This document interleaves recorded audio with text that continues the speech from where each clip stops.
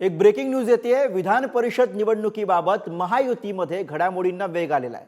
शिक्षक आणि पदवीधर निवडणुकीच्या उमेदवार निश्चितीसाठी बैठक होणार असल्याचं कळतंय। 30 किंवा 31 मे रोजी मुंबईमध्ये महायुतीची ही बैठक होणार आहे। मुंबई पदवीधरसह 4ही जागांवरती शिवसेना दावा करण्याच्या तयारीत आहे।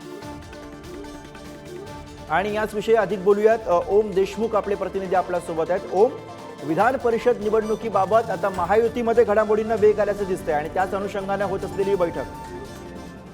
गुरुप्रसाद अगदी बरोबर आहे। विधान परिषदेची निवडणूक ज्या प्रकारे जाहीर झाली त्यानंतर खरं तर महायुतीमध्ये या चारही जागांबाबत चर्चा सुरू होती।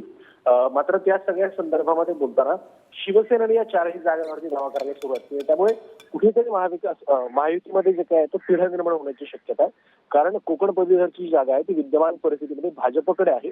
मुंबई पदवीधर बाबत सुद्धा अशाच प्रकारे काहीसा तेच प्रसंग निर्माण झाला। या सगळ्या पार्श्वभूमीवरती या चारही जागांबाबत 30 मे किंवा 31 मे रोजी एक बैठक आयोजित करण्यात आली। यामध्ये महायुतीचे प्रमुख नेते उपस्थित असतील आणि या नेत्यांच्या उपस्थितीमध्ये नेमक्या कुठल्या जागांवरती कोण उमेदवार असेल याबाबत चर्चा होऊ शकते। कारण 7 तारखेपर्यंत या सगळ्या संदर्भातली जी प्रक्रिया आहे त्या आणि 26 तारखेला याबाबत मतदान देखील आहे। 26 जून रोजी मतदान होणार। त्यामुळे लोकसभा निवडणुकीच्या निकालाच्या दरम्यानच या सगळ्या घटनाक्रमाची जी काय आहे ती सगळा घटनाक्रम असणार। त्यामुळे लोकसभा निवडणुकीच्या निकालाच्या नंतर याबाबत उमेदवारांच्या नावाची घोषणा होऊ शकते अशी सध्या तरी माहिती आहे। त्यामुळे 30 किंवा 31 मे रोजी होणाऱ्या बैठकीत नेमकं काय घडते बरोबर, त्यामुळे या बैठकीमधनं महायुतीमध्ये एकूणच कसा समन्वय साधला जातो हे बघायचं। धन्यवाद ओम या सगळ्या सविस्तर माहितीसाठी।